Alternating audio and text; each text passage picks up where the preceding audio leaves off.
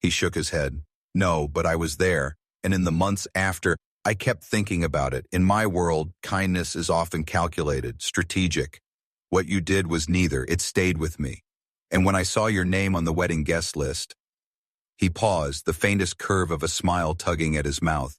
I made sure the room number you were given led you to me. The realization settled over her slowly, not as a shock, but as the quiet click of a lock turning in place. So it wasn't an accident, she said. No, he admitted. But I didn't know what I'd say when you walked in. I only knew I wanted to see if the woman I remembered was still the same, and she was. His gaze softened then, the guarded edges easing. You've reminded me of something I'd almost forgotten. That there's life outside of the deals, the meetings, the losses. That there's still space for things to happen that aren't planned, for people who aren't trying to gain anything. You walked through my door, and for the first time in years, I wanted to open it wider. The engines began to hum louder as the plane taxied toward the runway. Sophie reached over and took Eliza's hand again, her small fingers warm. Eliza looked down at the child, then back at Christopher. There was still a part of her that wanted to retreat to the safety of what she knew, to avoid stepping into a life that felt so far from her own. But there was another part, stronger now, that knew she was already in motion, already on a path that wouldn't return her to the woman she'd been before. As the plane lifted into the night sky, the city shrinking into a sea of lights below, Christopher leaned back in his seat, watching her with the quiet attention of someone who had found exactly what he'd been looking for without realizing he'd been searching. Eliza turned to the window, her reflection faint against the darkness outside, and Folly felt the weight of the moment settle in her bones. She thought of the knock on the door, the truffle fries, the rain on the terrace, and Sophie's small voice asking if she was Daddy's friend. Maybe, she thought, life didn't always hinge on grand plans or careful strategies. Maybe sometimes it came down to a single ordinary choice, like knocking on the wrong door, that turned out to be the right one all along. And as the plane carried them toward whatever waited next, Eliza realized she wasn't afraid of where it might lead. Not anymore. The question hung between them, heavy and impossible to ignore. Eliza felt the pull of her old life, the safety of keeping things simple, of not getting involved in something she couldn't fully understand. But there was also the pull of the unknown, the lure of a choice that could crack her world open and rearrange everything inside it. She thought of Sophie's trust, Christopher's guarded vulnerability, the strange twist of fate that had led her to knock on the wrong door. Her heart pounded, her mind a whirl of fear and curiosity. Christopher, she began slowly, you barely know me. I know enough, he said, his voice low but certain. And sometimes, that's all you need to know. Outside, the rain kept falling, the city blurring into streaks of gold and silver beyond the glass. Inside, Eliza realized that whatever decision she made next would mark the point her life stopped being something that happened to her and became something she chose. The door she didn't mean to knock on. The hours between Christopher's question and Eliza's decision passed in a blur of motion and quiet intensity. She didn't remember saying yes so much as feeling the word settle in her chest like it had been waiting there all along. The rain hadn't stopped, and by the time the hotel car pulled up to take them to the private airstrip, the streets glistened like black glass under the city lights. Sophie, now wide awake and full of excitement, held Eliza's hand with the easy trust of a child who had decided she belonged. Christopher sat opposite them in the back of the car, his gaze shifting between the city flashing past the windows and the two of them as if committing something to memory. When they arrived, the plane waited like a silver bird under the glow of floodlights, its sleek lines cutting through the darkness. The engines hummed low, ready. Eliza followed Christopher up the narrow steps, the scent of rain still clinging to her hair and dress. Inside, the cabin was warm, quiet, and impossibly refined. Polished wood accents, deep leather seats, the faint aroma of fresh coffee and something floral. Sophie darted ahead to claim a window seat, pressing her palms to the glass to watch the crew move outside. Eliza sank into the seat beside her, still half in disbelief that this was happening. Christopher took the seat across from them, leaning forward slightly. We'll be in the air in 15 minutes, he said, his voice steady, but there was something beneath it, the weight of someone who knew time wasn't infinite. Eliza met his eyes, the question she'd been holding since the terrace pressing forward. "Christopher," she began, "why me? Why invite me into all this? I'm just some woman who knocked on the wrong door." His gaze didn't waver. "That's the part you don't know, Eliza. You didn't knock on the wrong door." Her breath caught, but before she could speak, he continued. 6 months ago, I was in a bookstore, small place, down near Harbor Street. I was there because Sophie had been asking about a certain out-of-print children's book, and I thought I'd surprise her. You were there too. You didn't see me, but I saw you. You were helping an elderly man find a book for his wife. You spent nearly 20 minutes with him, even though you clearly had somewhere to be. And when he couldn't afford the hardback, you bought it for him without hesitation. No fuss, no need for thanks. Just kindness, for no reason other than it was the right thing to do. Eliza frowned, her mind flipping through memories until it landed on the moment. She'd almost forgotten it. The man's grateful smile, the way he'd held the book as though it were something fragile. "That was you?" she asked softly, of how to answer. "I guess you could say that," Eliza replied, offering a gentle smile. "We met by accident." Sophie giggled at that, as though the idea of adults meeting by accident was a particularly funny joke. "I like accidents if they're nice ones," she said matter-of-factly, then reached into a small bag slung across the chair and pulled out a worn paperback book. Without a word, she handed it to Christopher. "Read?" He hesitated only briefly before nodding, pulling her into his lap. Eliza watched as his hands, the same hands that had likely signed deals worth more than she could fathom, turned the fragile pages with deliberate care. His voice shifted as he read, softening, the cadence gentler than she'd ever heard it. Sophie leaned against him, utterly at ease, her little fingers curled around the cuff of his sleeve. It was such a simple moment, yet it struck Eliza harder than she expected. She had seen powerful men before, at fundraisers, in passing through the high-end offices where she'd once worked. But none of them would have been able to look like this, stripped of pretense, fully present, unguarded in their affection. It was a glimpse into the man he was when no one was watching, and it left her with the unsettling realization that she wanted to see more of that man. When the story ended, Sophie yawned and nestled further into his side, eyelids heavy. Christopher brushed a strand of hair from her forehead, his expression shifting to something she couldn't quite read, part tenderness, part something heavier. "It's late, sweetheart," he murmured. "Why don't you rest for a bit?" She nodded sleepily, and within minutes she was curled on the armchair, her breathing slow and even. Christopher rose quietly, motioning for Eliza to follow him into the adjoining room, a smaller lounge with floor-to-ceiling windows that looked out onto the rain-slick streets below. For a moment they just stood there, the city lights reflecting off the glass, neither speaking. Then he turned to her, his tone steady but carrying the weight of something that had been waiting to be said. "I don't usually bring people into Sophie's life," he began. "In fact, I almost never do. Not because I'm trying to keep her sheltered, but because it's complicated.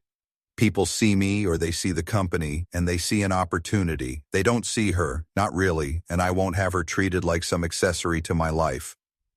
Eliza met his gaze, sensing the truth in his words. "I understand," she said quietly. "She's your daughter. She's your world."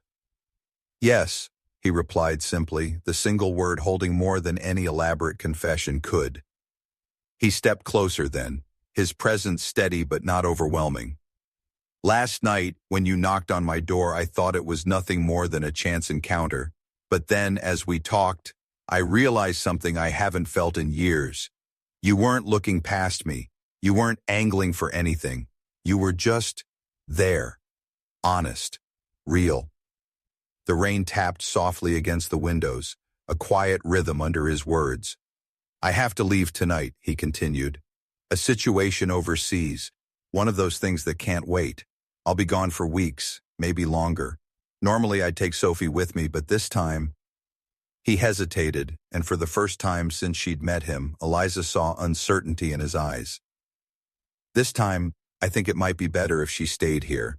And I can't explain it fully, but I trust you, Eliza. I trust you in a way I can't quite justify, which is why I'm asking. Would you come with us tonight? Travel with us for a few days, get to know Sophie, see where this leads? Or, his voice softened, almost imperceptibly. If you'd rather, you could stay here and be with her until I return.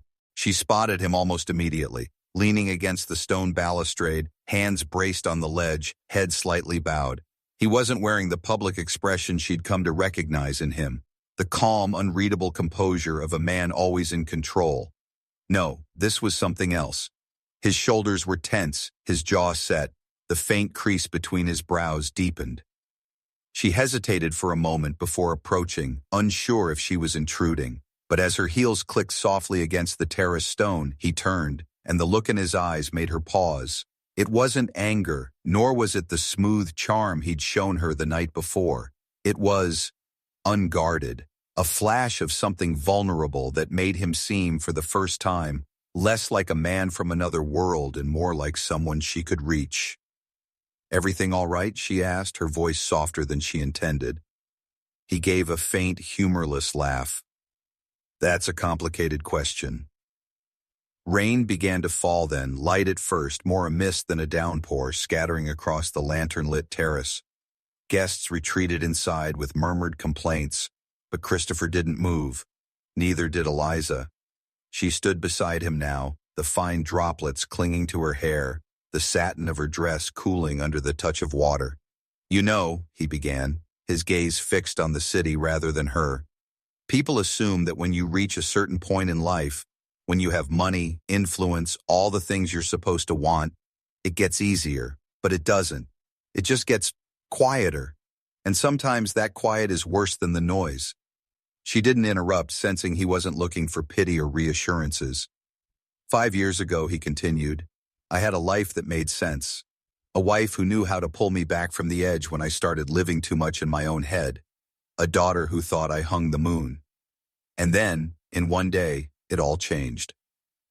One AC, silent, one phone call, and I learned how fragile everything really is."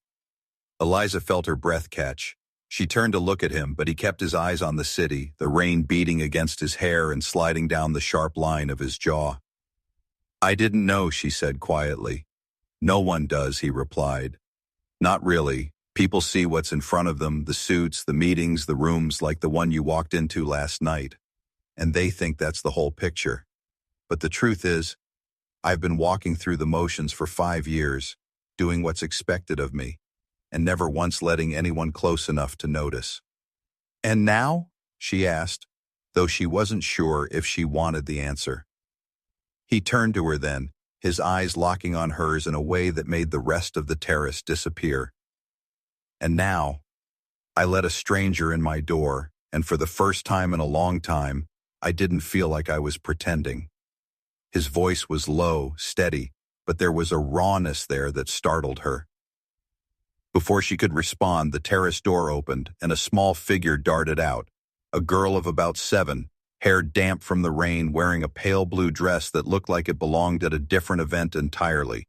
She ran straight toward Christopher without hesitation, and he bent to scoop her into his arms, holding her as though she were something too precious to set down.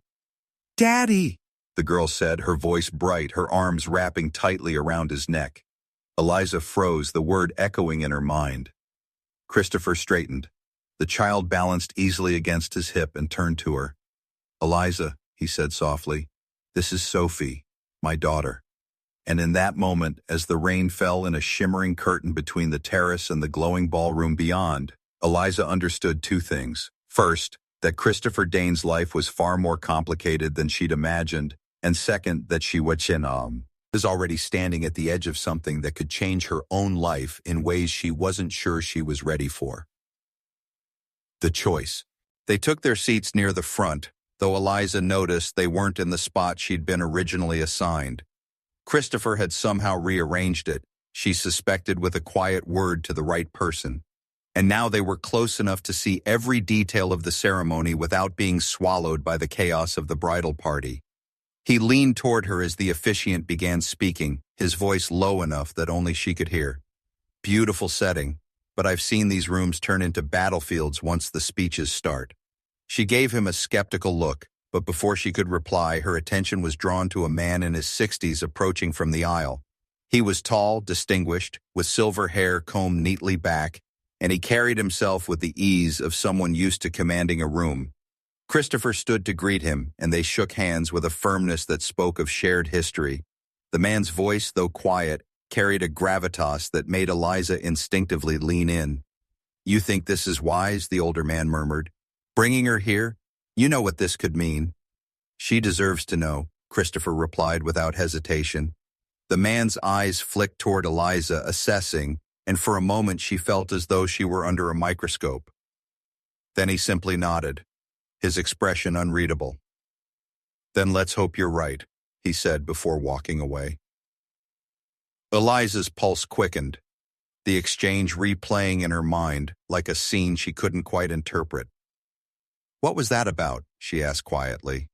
Christopher smiled faintly as though she'd asked about the weather. "Just old business." It was a frustratingly vague answer, but before she could press him, applause erupted as the bride and groom were pronounced husband and wife. Champagne flutes were filled, toasts were made, and the polite, practiced laughter of the wealthy filled the air. But Eliza's mind was elsewhere, circling around the brief conversation she'd overheard and the subtle shift in Christopher's tone when he'd spoken to that man. Later, as they stood near the back of the ballroom while the dance floor filled, Tiffany appeared again, her voice dripping with the kind of sweetness that could cut if you touched it wrong. "Do you know who that man really is?" she asked, her eyes glittering with mischief. Eliza hesitated, unsure how to answer. Tiffany's smirk widened. "Let's just say, you don't accidentally bump into someone like Christopher Dane, and if you think this is just about truffle fries and shortcake, you might be in for a surprise." Her words lingered like a shadow, and for the rest of the night, Eliza couldn't shake the feeling that she was standing in the middle of something far larger than she understood, and that whatever it was, Christopher was choosing not to tell her. Truth in the rain, the reception had shifted into its louder, looser phase, champagne working its way through the guests' veins, the string quartet replaced by a live band that coaxed even the most reluctant dancers onto the floor. Eliza found herself standing near the edge of the ballroom, her champagne glass half full, watching the blur of sequins and tuxedos spin under the golden light. Christopher had disappeared 20 minutes earlier, murmuring something about needing a moment. She hadn't pressed him. Truth be told, the constant hum of conversations, the glittering excess of the evening, and the weight of Tiffany's cryptic remark had begun to drain her. She needed air, and maybe she thought she needed to find Christopher, if only to feel anchored again. She slipped out through one of the side doors into the hotel's terrace. The night air was cooler than she expected, tinged with the faint scent of rain. Beyond the rows of potted plants and flickering lanterns, the city stretched out in layers of light and shadow, the hum of traffic below mingling with the muted music still drifting from inside. He shrugged with a casualness that didn't match the weight of the offer. "Why not? You said yourself you're not exactly in the spotlight. I promise, I'll make it worth your while." There was a part of her that wanted to laugh, to tell him how absurd it sounded, and yet there was another part, the part that had been left out of the dinner head count, the part that had been overlooked for months, the part that craved something unexpected, that wanted to say yes. She hesitated, caught between logic and instinct. Christopher didn't press her. Instead, he reached for the wine and refilled his glass. But when she finally rose to leave, thanking him for the meal, she caught the flicker of something unreadable in his expression. And later, as she walked back to her real room, she had no way of knowing that the moment she closed his door, Christopher Dane was already picking up his phone, his voice low and deliberate. Find out everything you can about Eliza Hart. The wedding and the whisper. The next day, Eliza woke earlier than she'd planned, the restless churn of her thoughts refusing to let her sleep. The events of the previous evening still felt surreal, as if she had stepped out of her life and into someone else's for a few hours. She hadn't yet decided whether she would take Christopher up on his offer to be his guest at the wedding. Part of her was tempted, drawn to the idea of showing up with someone like him, if only to see the expressions on her cousin Tiffany's friends' faces. But another part of her worried it would look out of place, even presumptuous. He was, after all, a man she'd only just met, whose life operated in an entirely different orbit than hers. And yet, there was something about the steadiness in his eyes when he'd asked that made her feel that maybe, just maybe, he wasn't inviting her for show. By the time she walked into the Westbrook's G. Rand lobby that afternoon, the decision had been made for her. Christopher was already there, leaning casually against the marble check-in counter, dressed in a perfectly tailored navy suit that seemed to drink in the light around him. When he saw her, he smiled, not the polite, fleeting curve of lips one offers a passing acquaintance, but something warmer, more deliberate, as though he'd been expecting her and was relieved she had arrived. "You clean up well," he said softly, his gaze sweeping over her in a way that wasn't predatory, but appreciative, noticing details, the soft curl of her hair, the pale lilac dress she'd chosen, the necklace she'd almost left behind but decided to wear for courage. "I never said I was coming," she replied, a faint smile tugging at her lips. "I never doubted you would," he said, offering his arm, and somehow, without another word, she took it. The wedding was being held in the Westbrook's sprawling ballroom, a glittering space lined with chandeliers that scattered golden light across white silk tablecloths and towering arrangements of cream roses. Music drifted from a live string quartet, elegant and restrained. Guests in gowns and tuxedos moved in clusters, sipping champagne, exchanging air-kiss greetings. Eliza felt the familiar pang of being an outsider, but this time, Christopher's presence beside her acted like an invisible shield. People glanced at him with recognition, some with subtle deference, and when their eyes slid to her, there was an unspoken question hanging in the air. Who is she? Tiffany spotted them within minutes, her smile bright but laced with something tighter beneath it. She approached, her voice pitched just loud enough for those nearby to hear. "Eliza? And?"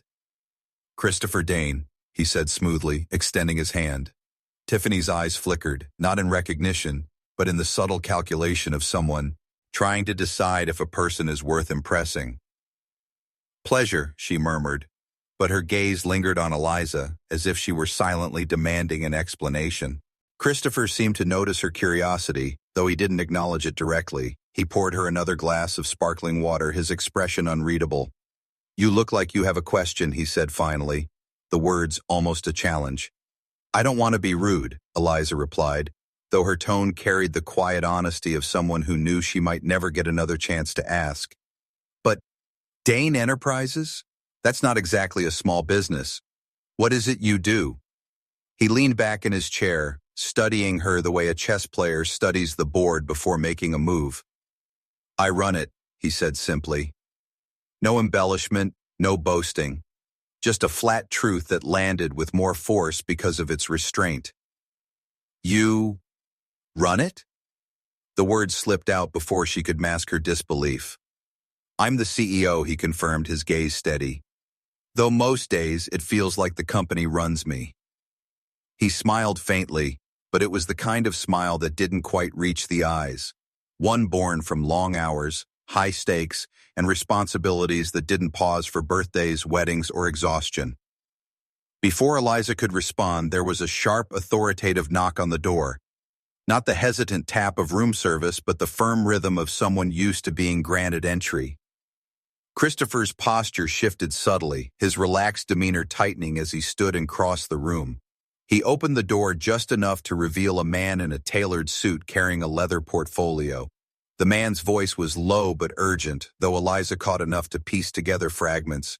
"Singapore call. Numbers finalized. The board is restless." Christopher listened without interrupting, his expression unreadable, then said, "Not tonight. We'll reconvene in the morning." The man hesitated, as if about to argue, but Christopher's voice took on a quiet authority that brooked no discussion. "Morning, David. That's final." And he closed the door with a soft click, turned back to her, and in an instant the tension in his shoulders eased again. "Sorry about that," he said, returning to his seat as if nothing had happened. You don't have to apologize, she replied, still processing what she'd just seen. It looked important. It's always important, he said lightly, though there was a weight beneath the words. But tonight, I'd rather be here. Eliza didn't know what to say to that. She'd spent the last 6 months scrambling to make ends meet, feeling invisible in a world that moved faster than she could catch up.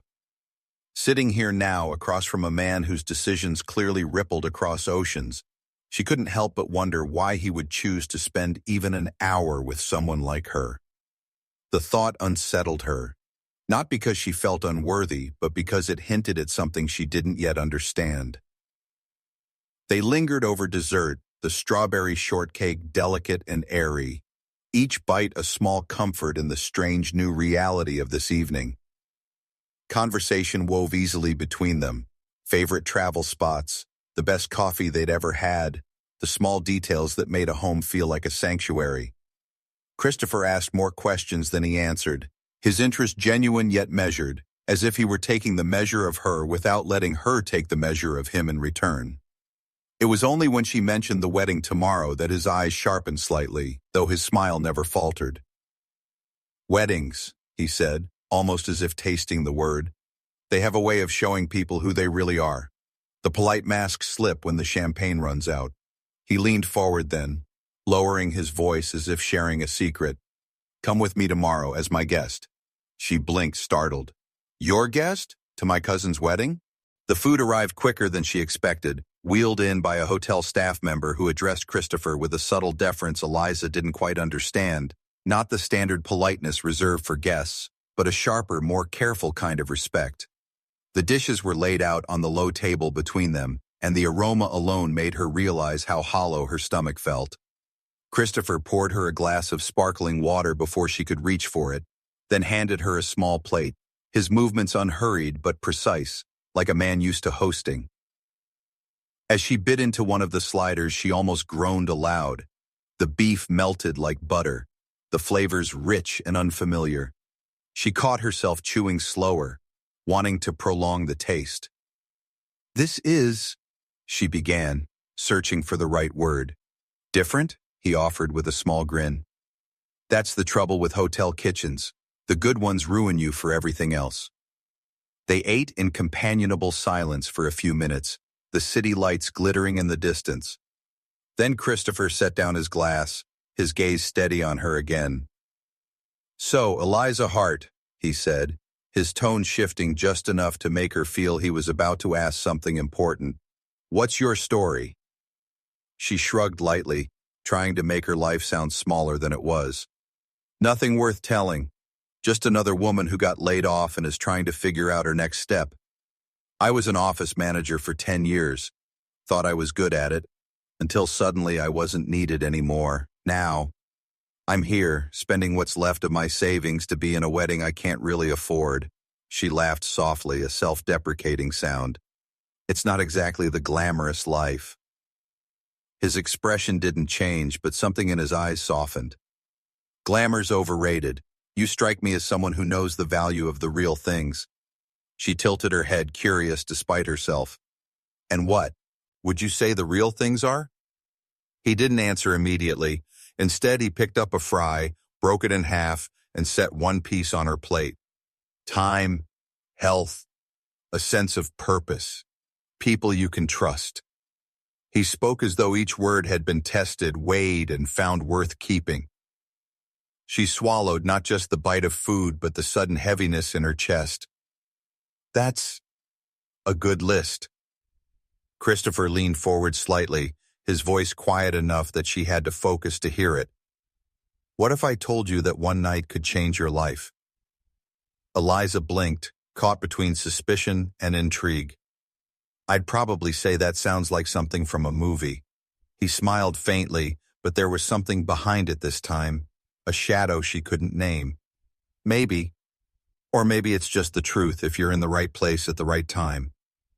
Before she could respond, his phone buzzed on the table, screen lighting up with an incoming call. She wasn't trying to pry, but her eyes flicked toward it instinctively, and froze when she read the words on the caller ID. A glimpse behind the curtain, The name on the glowing phone screen lingered in Eliza's mind like a puzzle piece she couldn't quite place but knew was important. Dane Enterprises. It was familiar, but not in a way she could immediately explain. She had seen it before, maybe in a business article scrolling past on her phone, or in bold letters on the side of an office tower when she'd been walking through the city. It carried weight, authority, the kind of corporate gravity that didn't belong to small-town banks or local shops. She looked up at Christopher, wondering if he would answer the call, but he didn't. Instead, he turned the phone face down, as though the matter could wait. That small, deliberate action told her more than if he'd bragged about the company outright. This was a man who could ignore a meeting with Lee that most of the world would have fought to impress. On the coffee table sat an open laptop, a stack of leather-bound folders, and a watch so elegant she was afraid to even glance at it too long. She had no idea that with one wrong knock, she had just stepped into a stranger's world, a world that would pull her into something far bigger than either of them could see coming. Dinner for two. The moment Eliza stepped further into Christopher Dane's suite, she became intensely aware of every detail. The quiet hum of the city outside the glass, the faint scent of expensive cologne mixing with something warmer, like cedarwood, the way the deep leather of the sofa seemed to sink just enough to swallow someone in comfort. She stood awkwardly near the door for a moment, unsure if she should really be here, unsure if she belonged in this kind of room at all. It wasn't just the size, though the space was easily 3 times larger than her own cramped double. It was the feeling.